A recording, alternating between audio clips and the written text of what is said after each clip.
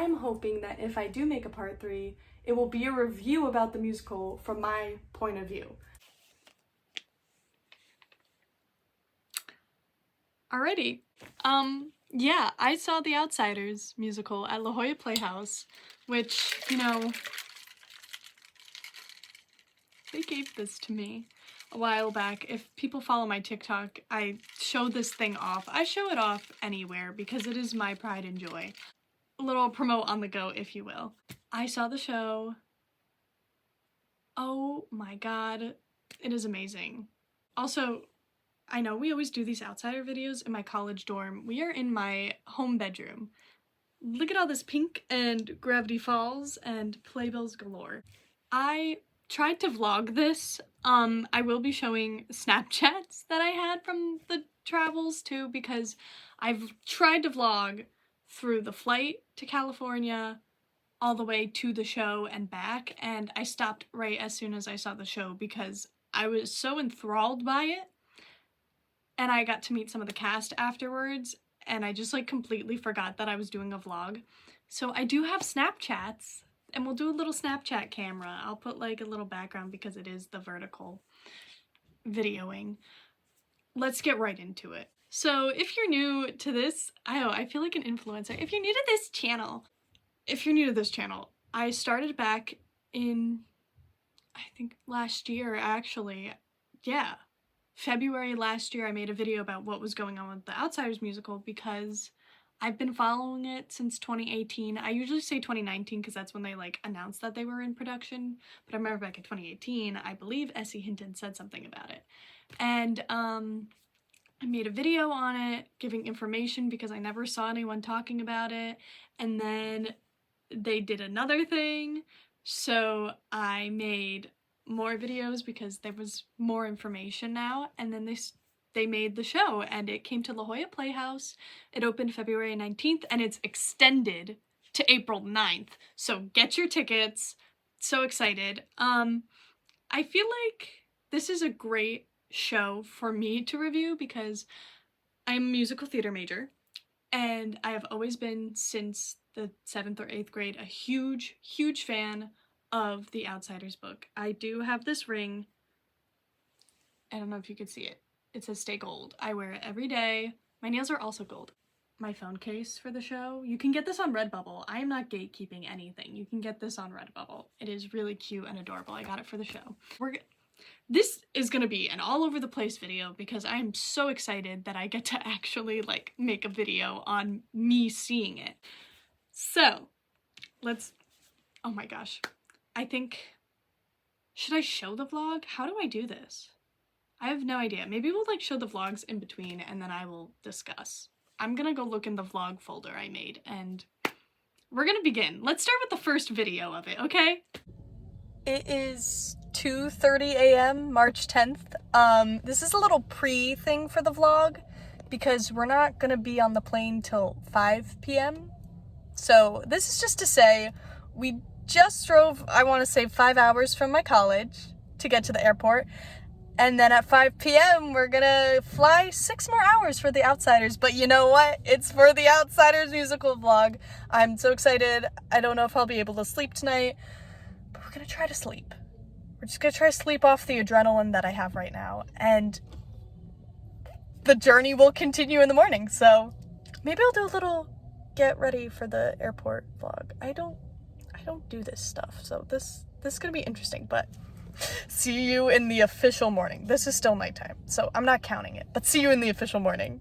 I just want to explain that the hotel we stayed at was the TWA Hotel, which is near JFK. I've never been there. I've never even heard of it. It was so cool. They were like, it was 60s because it's the TWA, and it was the 60s, and it also kind of set the vibes for seeing the Outsiders, which I thought was really cool. There were rotary phones. As a child, I loved rotary phones, so that was kind of fun to dial everything. Yeah, that's all I'm gonna say about that one. Let's continue the vlog. Yeah, for this kind of sequence of the vlog, I feel like I could just like put it up here or just narrate over it. The plane ride was not bad. As we all know, I do not like planes. Call back to part 1 of this series. I said I have a fear of flying. 6 hours on a plane is nothing for me if I know I'm gonna see the Outsiders musical. And I do not like planes. I was really going to risk it all for the Outsiders musical. So a 6-hour flight was kind of not it. My ears were popping like crazy. However, I did watch In the Heights. I tried to read The Outsiders, but it got dark in the plane and I was an idiot and didn't feel like turning on the light above me. So I did my best to finish it. I've read it a million times. I read it like 2 weeks ago, so we're fine with that. Anyways, I watched In the Heights, I watched Grease, and then I was in the middle of Hedwig and the Angry Inch, but then we landed, which I was not expecting. I thought it was gonna feel longer. It did not. We're in California. Oh wow. I'm just looking at the view. I could not take any footage when we got off the airport because I don't even know, because it was a lot going on and things were taking forever. So I thought that's kind of boring. We went to In-N-Out. I got a shake and a burger. Very good. It is now Outsiders musical mode. Gonna get ready. I'm so excited for tomorrow. Oh my gosh, 8 p.m. So we have a whole day. I don't know what we're gonna do. I don't know if we're just gonna hang here, we're gonna explore, maybe find out where the theater is. So more on that. I do a lot of thumbs up in this kind of thing, but more on that soon. I do want to mention I'm like getting ready for bed, but the water bottle did come back to La Jolla for the special weekend, so it's real, guys. It's March 11th today. It's March 11th. We're gonna do some traveling now. Tis a little misty, a little cold, but like I have a romper on, so I'm actually not freezing. I was about to do the thumbs up again. Oh my god. On to the expedition before the show. We had, as I said, a lot of time, so we went to a little pier. We went to Richard Walker's Pancakes, which I've never heard of them. Pancake House. I've never been to California, so why would I know? But honestly, like, I kind of liked it. I got banana pancakes. Pretty good. This is now a food review. Banana pancakes, very delicious. Chocolate milk, very good. Then we traveled to, I forget what it's called, the cave in La Jolla, the cove, Jim something. I'll put the name. But we went to this cove to see seals. There were only 2 of them. Sea lions? Seals.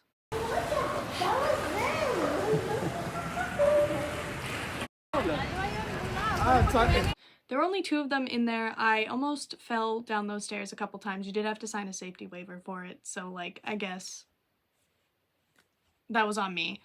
Almost fell. Did not fall though. And then we went to go see where the theater was. I saw some Outsiders flags. If I had a ladder, I would totally steal one. But I am a good person and I would not go up and take the Outsiders little banner flag thing with me. I would if I could though. So as you can tell, we're getting ready. This is a cherry headband because cherry, but also I love cherries. So let's get ready. I don't think I'll do a get ready with me, like makeup wise, because I don't want to share how I apply makeup because it's not good. This TV is so loud. Okay, let's go. And why aren't you in uniform?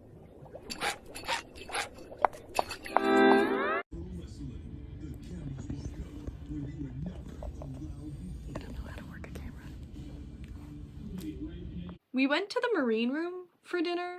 Once again, I've never heard of it because I am not from California, but it was really cool. It was on the water.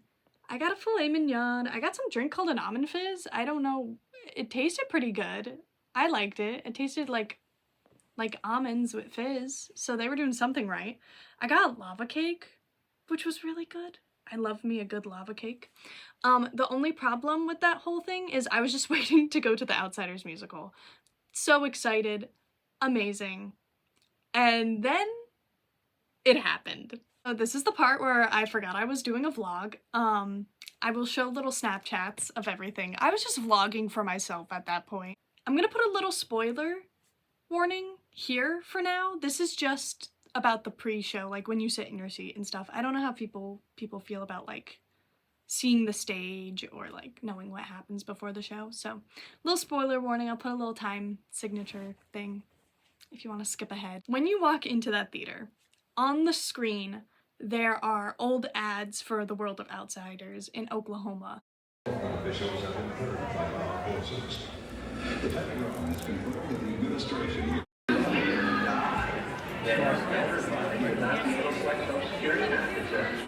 And in the background, they're playing like old commercials from the 60s. I do want to say, before I walked in, I was telling my dad, I hope that they play like something 60s-esque to get everybody in the mood of the show. And I was not expecting it to be like commercials, but I think that is the most creative thing, and I can't explain why, other than it just gets you into the mood of the show. You know when it's set, like, it's just great. This is where a surprise came in. So I was front row. We got front row seats, I think, closer to stage right. And we're gonna talk about that more. But I was sitting there and I was just kind of like looking around. I was admiring. I'll post some of the pictures I took. But I was admiring. I was like, wow. And I look.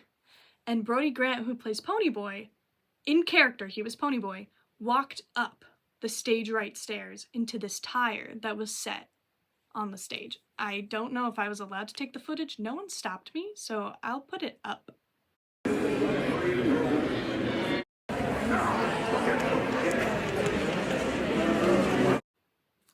Sorry in advance if I was not allowed. No one stopped me, but I was like kind of shocked because I was like, that is the coolest, like, I'm saying like a lot, but if you're not familiar like with Parade, what they're doing now is Ben Platt sits on stage during intermission, or A Doll's House with Jessica Chastain before the show, she's sitting in the circle. It was kind of like that, and I really liked it because he was writing in his notebook. I think he was writing the story of the Outsiders. That's what I like imagined. Maybe he was just writing for fun. Ponyboy is a creative character. He was writing everything. And I thought it was cool because sometimes like you would see him like think, he would erase, then he'd go back and read. Like that was just so in character for Ponyboy, and I was like, this is gonna be great. So excited. Overall, I'm gonna say overall now, and then I'll do a spoilers for the show as a whole. Overall, if you want to see a musical that is adapted from a book or a movie, I know a lot of people don't like it anymore. Everyone's making movies into musicals and books and TV shows. SpongeBob, which was actually really good. This was the best adaptation for a musical. It did everything perfectly. To me, the characters were still themselves from the book and the movie. There were little like things that you remember from the movie and the book. It just felt more real. And I remember there was an interview for, I think, the San Diego Tribune. I think that's what it was. They said S.E. Hinton's book, like, you know, it's great and it's timeless, whatever. But some gang teenage boys could not talk like how they talk in the book, and they made it just... Did I word that right? Anyways, it just felt more real. I really loved that there was tension between all three of the Curtis brothers with Derry. Like, you know, Soda Pop... We're gonna get into everything, but Soda Pop and Derry had some tension. Derry and Ponyboy, of course, there wasn't really a lot of tension with Ponyboy and Soda Pop. There never really is in the book either, but like it's just all three of them trying to really, you know, stay together, and I really liked it. I loved like some of the new characters, like all the greasers, all the socias. The ensemble cast was so amazing. Just absolutely talented. And I got to meet some of the cast afterwards. I keep mentioning it because it still made my night. Most of them, some of them, knew who I was. I got a lot of hugs, which was really exciting. I've never gotten that at Stage Door. They were just so sweet to talk to. I wish I met everybody because I just want to tell everyone that they're talented. So if anyone from the cast that I didn't meet is seeing this, even if you're the ones that I did meet, talented, brilliant, amazing. Like, they're just, the show is so good. The set is amazing. the cars, the jungle gym, everything. Like, everything about this show was absolutely perfect. I like prepped myself. I was like, you know what? I've been rooting for the show for so long. I just want to make sure, like, I have all these really great expectations. I have high expectations. And you know, like when you go see a movie, like Marvel movies, and you have these high expectations and they let you down. I knew this wasn't going to happen for The Outsiders, but there's always like, you know, like, I'm going to be honest. I'm going to be brutally honest that, like, I was a little worried that I was hyping the show up and it was still going to be great. I read the reviews and I was so excited. I was like just a little scared. But they took those expectations and they made them so much better. Like, truly, I was hypnotized. And I also want to say, as a musical theater major, I love to perform, but this show, for some reason, re-energized my love, reignited my love for performing. You could see everyone having such a wonderful time, and they, like, truly took care of you during the story, and then they made you nervous, and then they made you cry, and then you didn't know if you could get back from that, and you were still crying, but it was okay. And it was a really, really good show. And I really hope it does come to Broadway. I hope it gets a cast album. Let's talk about the music. I've been talking about the cast and the story for a little bit, but Jamestown Revival and Justin Levine. I don't really listen to folk or country music, so I was a little like, you know, I'd listen to the audition cuts, of course, and the one song that has always been my favorite from that is I Could Talk to You All Night, which, a whole bop when it's, like, performed. It is great. Amazing. The music was just, it fit the show. Like, it wasn't too folky and it wasn't too country. It just, for some reason, I'm gonna repeat so many words in this video, it just fit. And, you know, like, Greaser Got a Hold on You, they had Soda's Letter, Throwing in the Towel, Brian Vasquez as Derry. Derry's songs, we're gonna get into it. I keep saying it, but we're gonna talk about it in the spoiler review. Sorry. But everyone, when they sang those songs, the song Great Expectations, Stay Gold, I was bawling my eyes out and I was like looking at Sky Lakota Lynch crying. Like, I would see the show again and again. I would get on a 6-hour flight just to see it again because it's so good. But if you do want to come to Broadway, so I don't have to travel that far, be my guest, Outsiders. Come to Broadway. Invite me. Invite me to every single show. I will show up to every single show. I would, if I was an equity actor, I would once again audition If You Need a Cherry. I tell my friends I like their parties, wishing I was somewhere else. I could never beat Piper Patterson. She was too good. She was amazing. But if you need like another understudy, I am here. I would see this show again and again. They need merch stat because like this isn't like real merch for anybody. This is all I have. They should sell the newspapers that they use in Hoods Turned Heroes because I kind of was hoping they would throw them out like into the audience. I don't know if it's that kind of show, but I was hoping I'd be like, oh my god, wow, and then I'd frame it like my Almost Famous newspaper that I have. But I am gonna frame this because this night was a core memory for me. As we all know, I talked about this musical and I still will so much. Every single day I would mention it to anybody, anywhere. I've made all these videos. It was so worth the wait. The wait was so long, 5 years. And then if you count when I actually did buy the tickets because I didn't know if I was actually going to see it, it was even a longer wait for those 2 months, 3 months. I'm so happy with how it came out and I can't wait to see them definitely come to Broadway and make it even better. Let's get into a full of spoilers review now. I could go on and on about the non-spoiler review, but I really need to dig into what happens in the show fully. First off, as I said, Front Row definitely gave me whiplash in the best way possible. There comes out this like theater employee, I forget the name of it, usher? It's an usher, comes out. He's one of the ensemble members, and he starts talking, and he's like, haha, welcome to the movie theater, blah, blah, blah. He's talking, we're in a movie theater now. He set the tone. He set the setting. You know, he's talking about, like, watch out for this and this and this. Silence your cell phones, blah, blah, blah. It was so funny. And he's like, enjoy the show. Everyone's clapping. He leaves. Ponyboy gets up. He starts introducing himself. Now, this is how I knew that this is gonna be one of the best openings to a show, is he starts talking about, and I remember it so well, he says, like, I live with my brothers, da-da-da-da-da, gives a little background, and he goes, and that is my best friend Johnny, and the music goes doom, doom, doom, doom, like, and I was like, where's Johnny? And I turn, and he was standing near, like, up a little bit on an incline in this, like, entrance, and I was like, oh my god, this is gonna be great. And he's standing there, he's narrating, and they run past my row, the front row, and I was like, what is happening? And they were basically just hiding in the movie theater, and they sat near some audience members, which I thought was so funny.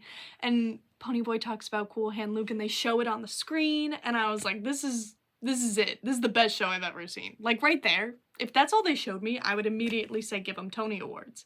And they were going, and then a cop comes and runs after them, and then they're running over, like, past me again, and I'm, like, amazed by it.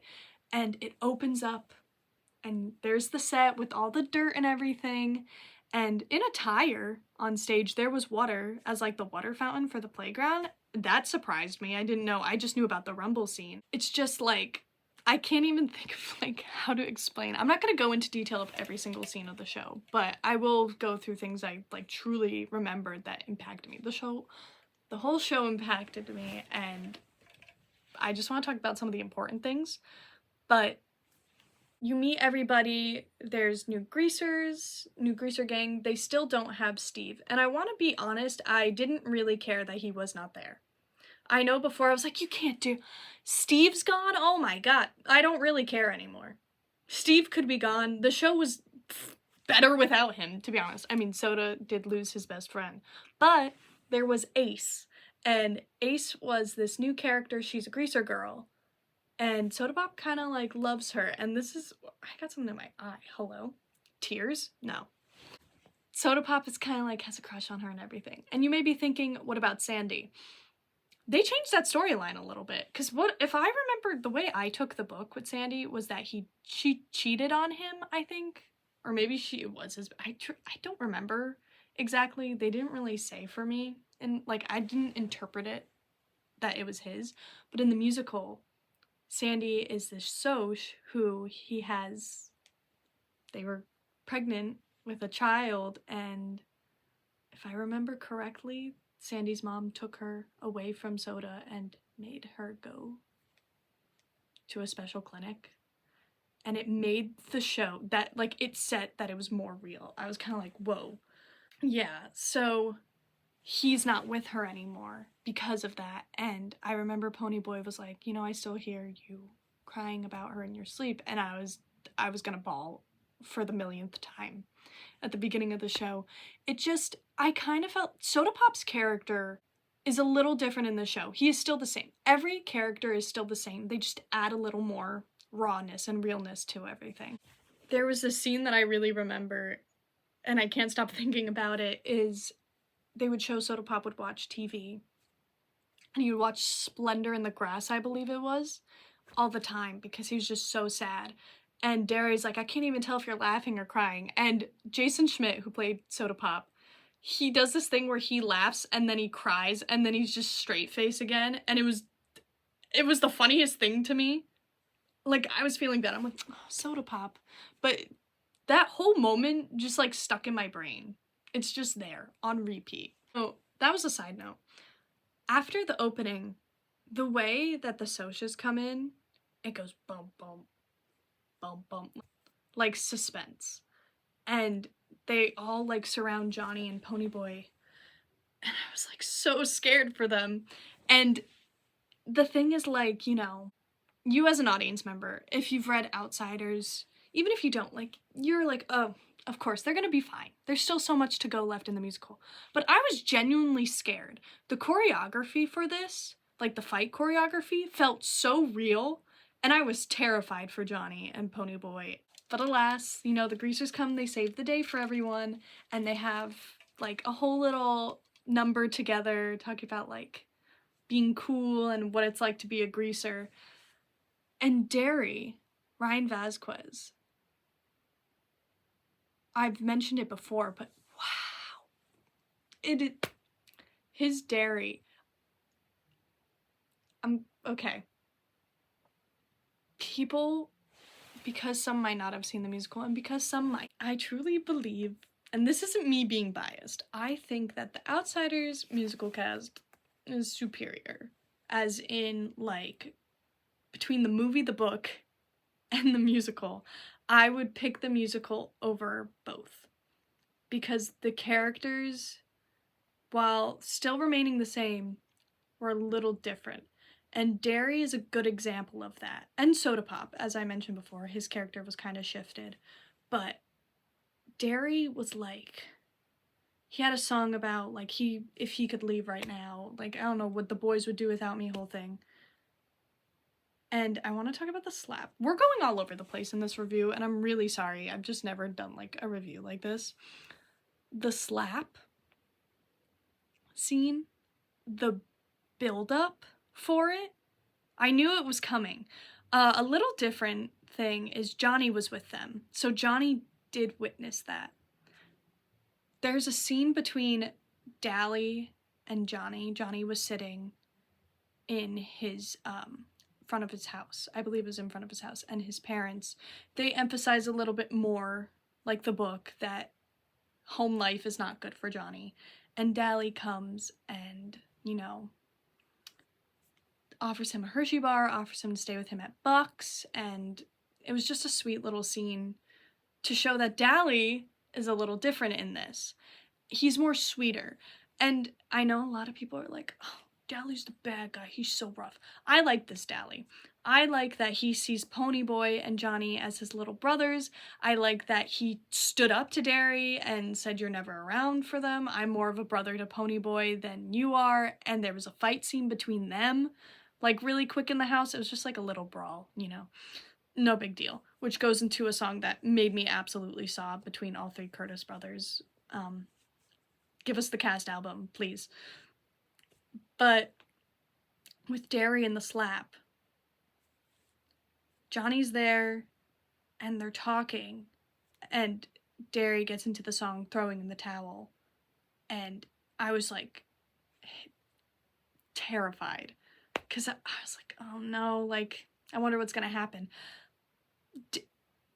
Derry was yelling. Brian Vasquez acting in that, everyone's acting on stage for that scene was hypnotic. Like, I was focused. He was yelling, he was screaming, everyone was screaming. Derry said the F word.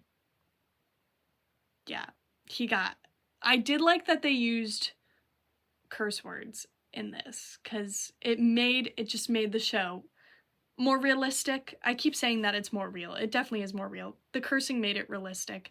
And Derry goes off on Ponyboy, which makes the slap more meaningful and, in a sense, logical. Like, it was a terrible thing for Derry to do, but it, like, there was a better build up to it. And because in the book it's just da da da da da, pew, done. There was the song, and there was him going Hulk mode, basically, going crazy. And Soda Pop's like, I'll do the dishes, don't worry, like, I will help out more. And Derry's like, I don't care. And there was the slap, and Johnny and Ponyboy were like, we're running away. We're gonna go somewhere together. They were running away, of course, anyways. And then the Bob death scene was also crazy. I was on the edge of my seat. If you looked at me, I don't know how the cast members, because sometimes, you know, cast members will look at you. I don't know how they felt when they saw me, sometimes I had my hand on my heart. Like, I was literally, I know the story, and I was even like, oh my god. It was crazy. They were actually dunking Ponyboy in the fountain. Like, his hair was wet. and it made you nervous for what was gonna happen.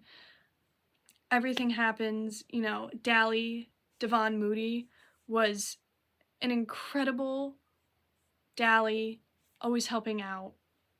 And he was like, we're gonna get on the train. The train scene was really cool. The way they did certain sets was great. The drive-in scene. Oh yeah. The drive-in scene was actually really cool because I knew that's where I Could Talk to You All Night was gonna be. I was so excited for that song. Kiki Lamo. I'm sorry, Kiki, if I keep saying your last name wrong. I'm just gonna say Kiki so I don't screw it up anymore. Marsha. Oh my god. Amazing. They gave her more character. She was so funny, her and Two-Bit. I was rooting for them the whole time. I tried to root for them in the movie, but it just kind of didn't seem like it stuck. And in the book, they weren't trying to make it stick either. But this, I was like, Two-Bit and Marsha should be together. It was really cute. And she was so funny. The whole drive-in scene was really cool. They had a little song. It was like, da-na-na-na-na-na-na. Very, like, jazzy. Piper Patterson and Brody Grant's chemistry during I Could Talk to You All Night was really adorable. It was really cute. The song is just great. And before that, when Johnny and Ponyboy meet Marsha and Cherry, there was this little scene where they're like, how old are you? And they're both like 14, 16, and then they both say 15, and Johnny goes, and a half. And they're like, why don't you come sit with us? And they both look at each other and they're like, okay. And Ponyboy like flicks a cigarette. I don't know how they flicked it so far, but it just happened, and that made me laugh. And that scene was adorable. After Bob died, I was like, oh my god, like, ugh. The reactions from Ponyboy and Johnny after what happened, like, it was really, you know, you felt so bad for them. And they go, it was like, Ponyboy, and they run. And I was like, oh my god. And then they had the buck party that Dally was at, and I didn't know how to jump back from what just happened in the best way possible. I was like, oh my god. Okay, so that's kind of Act 1 is all over the place. I'm sorry that it is. I'm trying to remember to my best without saying each scene by itself, you know? Intermission had this really cute stage, like little curtain thing that said intermission like a movie theater. I like that it was kind of like a movie theater set. I thought it was really cool.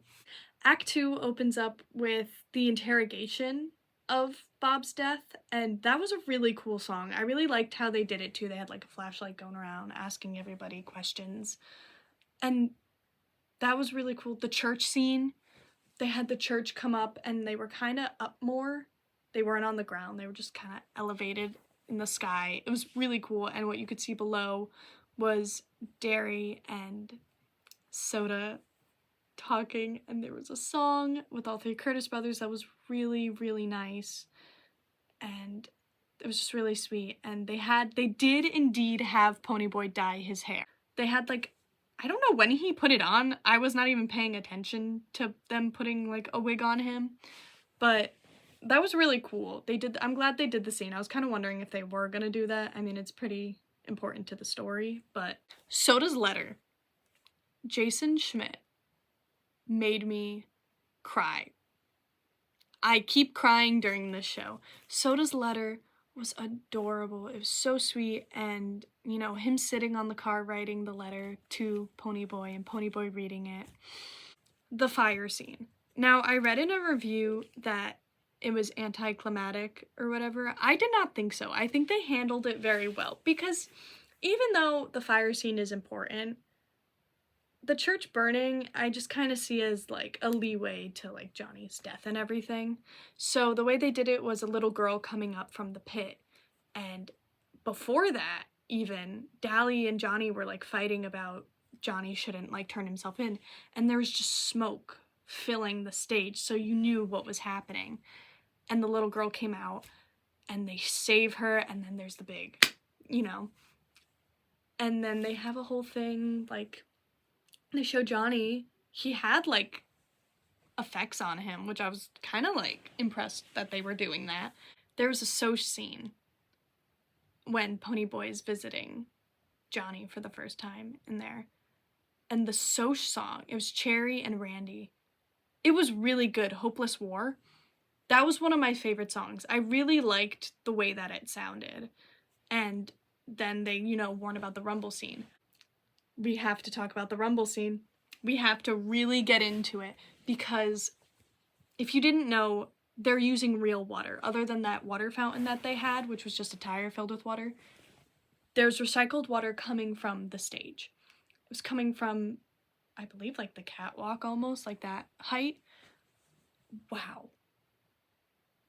If that right there, if you were like, oh, I'm not really sure, at that point, I don't know why you would be questioning the show if you're seeing it, because it was already good. It broke my heart. There was no singing. It was just them fighting. And everyone comes out at one point, and Ponyboy's off to the side. And everyone's getting mud and dirt on them, because if you don't remember, there's also dirt on stage. So the rain with the dirt, it just made it feel like you were actually watching the Rumble scene from the movie, and it was this choreographed beautifully. Like, it was beautifully choreographed, and Ponyboy's just kind of sitting on the side, doing the same movements as everyone. Everyone's yelling his name, and then all of a sudden you see everyone's on stage. And everyone's doing the same movement, and there's strobe lights, and you're just in awe of the whole scene. And I honestly thought maybe it was gonna be like the quick fight and do do do do, and then they're like, yeah, we won, did it for Johnny, which they do sing in the song for the Rumble. I thought it was really good before it. I'm glad they said it. It was you got hyped for the Rumble too, but it kept going in the best way, and they made use of that rain. It wasn't just a one big wow factor. It was to really like keep you on your edge of your seat, and it was great. Like, that scene, my jaw was dropped the whole time. And that's not even like dramatic, like exaggeration. That was me literally like the whole time. And then, of course, after the Rumble scene, Johnny dies. So, as if I wasn't like already bawling my eyes out, Stay Gold happens, the song. And Sky Lakota Lynch singing that song. I could hear him sing that song any day. Please make a cast album. Please.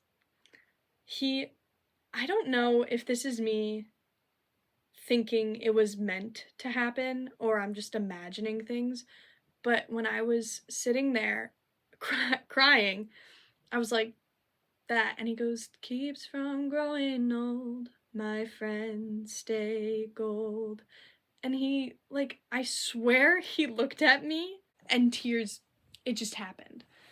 It was such, oh my god, I'm not gonna be, no, not on camera.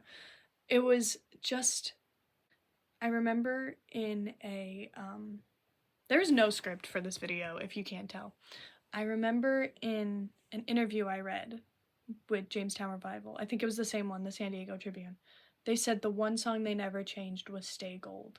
And I'm so glad they never touched that song. Maybe they did a little tweaking or whatever, but I'm glad they never touched it, because it is beautifully written. And it just really, I was not okay after. I was crying. Fun fact, which maybe I'm just blind. There is no list of songs on here, but after Stay Gold, there's a song, I'm gonna call it Little Brother, and it's sung by Devon T. Moody. Sang that song like a god. Like, insane. It was crazy, and you just knew. And I was kind of like, I also heard that they changed his ending, and I was kind of like, how are they doing that? Like, I don't understand. Here's what they did. He jumped off a bridge, and Ponyboy explains that, because he sings the song and it leads up to him, he's punching boards, everything, and then Ponyboy goes on to say that he jumped off a bridge, and they found his body, and it just got caught, like I think his pants got caught on a branch or something, and it just hurt more than what happened to him, because I was already like, wow, like, that's crazy that they did that instead of the shooting. And then they said they found his body, and I was a mess once again. It just, it just felt more raw. And I keep saying real and raw because it just felt different. It hit me personally differently. It was great writing, and I do wonder why they changed it. I guess maybe you can't really put what he did on stage. It's kind of a heavy thing. This was a little heavier. The show was definitely heavier. That's the word. Emotionally, it was heavier for me. And I'm sure for everyone else who saw it, it was more adult. It was more coming of age, you know, realistically. And just that scene really hurts. And that goes on to the next thing that felt more realistic is if you saw the ending, you know, in the book and in the movie, Ponyboy is failing his classes and, you know, they're having dinner and Derry tells him you gotta keep moving on, whatever. And they fight and then Soda Pop runs away. That whole thing. They changed that a little bit. And it was basically that Ponyboy does what Soda Pop did when Sandy left him. And it was he watched cartoons on the TV the whole time. Like, he just sat there, watched cartoons, and Derry and Soda were having dinner, and they're like, oh, come on, like, you can't keep doing this. Our friends are dead. Like, Derry says that to him. And they have a whole, like, Ponyboy throws Derry onto the ground, and they fight. And I was like, whoa. Soda talks to them about the whole thing, and Cherry comes, and she gives them Johnny stuff because his mom never came to get it. And, you know, he finally, Soda, I think it was, either Soda or Derry reads the letter for Ponyboy. And Ponyboy's just hugging Johnny's jean jacket. And, you know, they're talking. And they finally make up, and Ponyboy's like, I'm gonna write a story. And it's gonna be all about us. And there was a moment where they were like, okay, cool, like, great job, I guess. It was so funny. And just that whole, they all come together in the end, and the bows, I was crying once again. It was great. Kiki Lamo waved to me at the end, and that made my night also. So, yeah. And I'll show a little montage of the cast pictures. I do have to run, so I'm gonna do this really quick. Go see The Outsiders musical. It is beautifully crafted. It is amazing. Come to Broadway, make a cast album. It's gonna be great. Yeah. It was just so good, and it was beautifully, beautifully written, and I hope it continues to thrive in theater, because we need more of this in theater, this show. It's just, I can't believe I saw it. So hopefully this is not the end of my little Outsider series on YouTube. I still do a lot more on TikTok, but let's hope for another part where maybe I will see it on Broadway, and maybe there will be merch and I can buy it. So, remember to stay gold, and see you soon!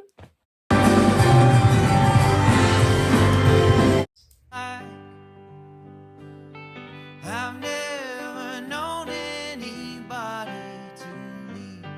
Most people get stuck here for life. And now I'm thinking about the Dallies of the world. Always on the outside looking in. Bruises on their eyes and wearing grease for their disguise. Trying to look tough so they're not beaten down again. And everybody loves to judge them, but nobody